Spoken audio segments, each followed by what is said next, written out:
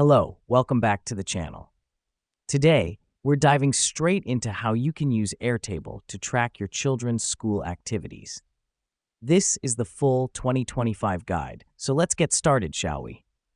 The first thing you need to do is head over to Airtable and create a new base.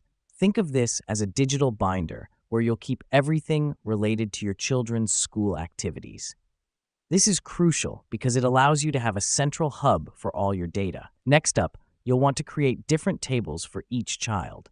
This helps us because it allows you to keep each child's activities separate and organized. Remember, organization is key when tracking multiple activities in children. Now that we've done that, let's move on to the fields.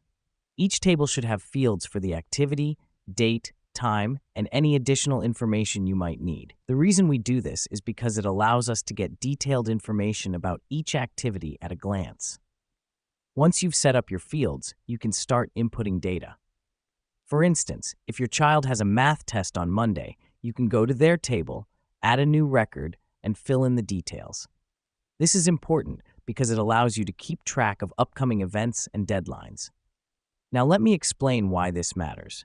With all of this information in one place, you can quickly and easily keep track of what your child is doing in school.